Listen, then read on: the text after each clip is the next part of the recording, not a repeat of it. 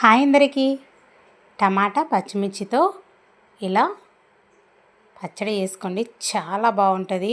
వేడివేడి అన్నంలోకి పచ్చడి వేసుకొని తింటే ఇంకా చెప్పనవసరం లేదు, నోట్లోకి నీళ్ళు వచ్చేస్తున్నాయి, అంత టేస్టీగా ఉంటుందండి.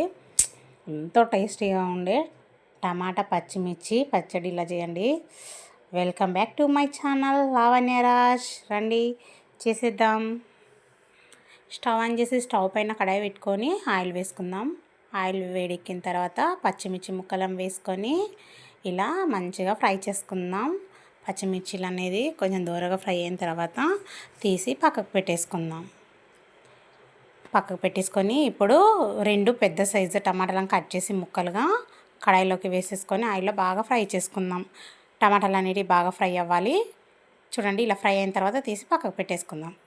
ఇప్పుడు కావాల్సినవి చూడండి, పచ్చిమిర్చి, టమాటా, ఎల్లిపాయలు. జస్ట్ ఈ 3 ఇంగ్రీడియంట్స్ తోటే చాలా బాగుంటుందండి పచ్చడి అయితే. నాకు చెప్తుంటే నేను నోట్లో నీళ్ళు వచ్చేస్తున్నాయి. ఇప్పుడు ఒక మిక్సీ జార్ తీసుకొని దాంట్లోకి ఎల్లిపాయలు, అలాగే పచ్చిమిర్చీలు, కాస్త జీలకర్ర, 1/2 స్పూన్ వరకు సాల్ట్ వేసుకొని మిక్సీ పట్టుకుందాం. ఇలా బరకగా పట్టుకోవాలి మిక్సీ. ఇలా మిక్సీ పట్టుకున్న తర్వాత చూడండి, ఇప్పుడు ఇందులోకి మనము ఫ్రై చేసి పెట్టుకున్న టమాటాలను కూడా వేసుకుందాం. వేసుకొని ఒక్కసారి మిక్సీ ఆడించేసుకుంటే సరిపోతుంది. ఇలా మంచిగా పచ్చడి అనేది రెడీ అయిపోతుంది.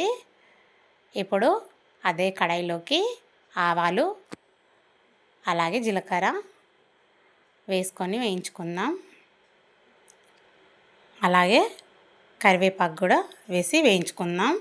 అలాగే రెండు మిర్చీలు చిన్న ముక్కలుగా కట్ చేసి వేసేసుకుందాము. ఎక్కువ ఆయిల్ ఏం పట్టదు, మనం ఇందాక టమాటాలు ఫ్రై చేసుకున్నాం కదా, అదే ఆయిల్లో చేసేసుకుంటే సరిపోతుంది.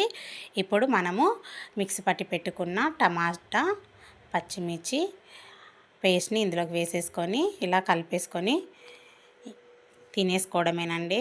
ఒక్కసారి పోపు పెట్టుకుంటే సరిపోతుంది. ఎంతో టేస్టీగా ఉండే పచ్చిమిర్చి టమాటా చాలా బాగుంటుంది. ఒకసారి ట్రై చేయండి. Okay friends, like, share, subscribe, comments please. Bye.